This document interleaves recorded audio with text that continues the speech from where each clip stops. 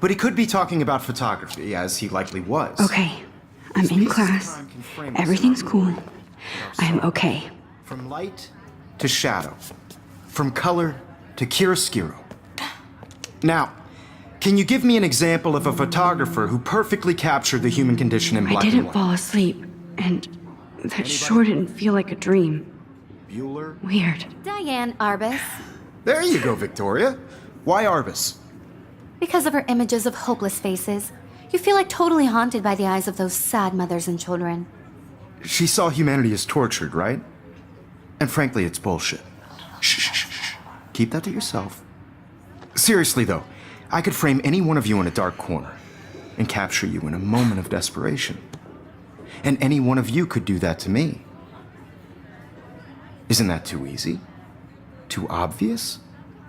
What if Arbus chose to capture people at the height of their beauty or innocence? She had a brilliant eye, so she could have taken another approach. I have to admit, I'm not a big fan of her work. I prefer Robert Frank. Me too, Victoria.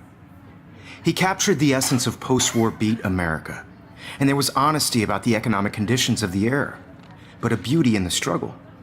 You don't have beauty without a beat, which explains why Frank was Kerouac's photographic muse, and both were the great chroniclers of the 1950s. Well, we've all seen that iconic shot of Kerouac on the balcony, and if you haven't, shame, shame.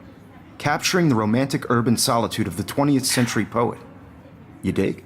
I can hear the class laughing at me now. Surrealist photographs. Like Cocteau, he was a true Renaissance man, and his famous self-portraits are famous early examples of that truly awful word you pesky kids love so much. The selfie. And it's a great tradition, and I wholeheartedly fight for your right to self-expression. Or self-shh. I believe Max has taken what you kids call a selfie. A dumb word for a wonderful photographic tradition. And Max has a gift. Of course, as you all know, the photo portrait has been popular since the early 1800s. Your generation was not the first to use images for selfie expression. Sorry, I couldn't resist. The point remains that the portraiture has always been a vital aspect of art and photography for as long as it's been around. Now, Max, since you've captured our interest and clearly want to join the conversation, can you please tell us the name of the process that gave birth to the first self-portraits? You're asking me? Let me think. You either know this or not, Max. Is there anybody here who knows their stuff? Louis Daguerre was a French painter who created daguerreotypes, a process that gave portraits a sharp reflective style like a mirror. Now you're totally stuck in the retro zone. Sad face. Very good, Victoria. The Daguerrean process brought out fine detail in people's faces, making them extremely popular from the 1800s onward. The first American daguerreotype self-portrait was done by Robert Cornelius. You can find out all about him in your textbook, or even online. And guys, don't forget the deadline to submit a photo in the Everyday Heroes contest. I'll fly out with the winner to San Francisco, where you'll be feted by the art world. It's great exposure, and it can kickstart a career in photography. So Stella and Alyssa, get it together. Taylor, don't hide. I'm still waiting for your entry too. And yes, Max, I see you pretending not to see me.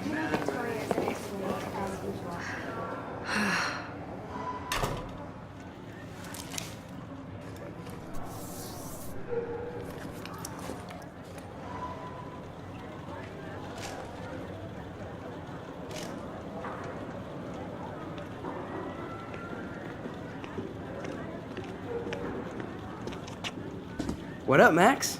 Hey, Warren. I saw Kate earlier and her eyes were puffy from crying. Kate has a lot on her plate. I didn't know what to say and she didn't tell me anything. Okay, I know you love me, but if you're not in this class, beat it. Everybody else, please sit Maybe down. I'll We see have a you lot later. to cover today, and so little time as usual. I see all the usual suspects here. Anybody seen Kate Marsh? I think everybody has seen Kate Marsh by now.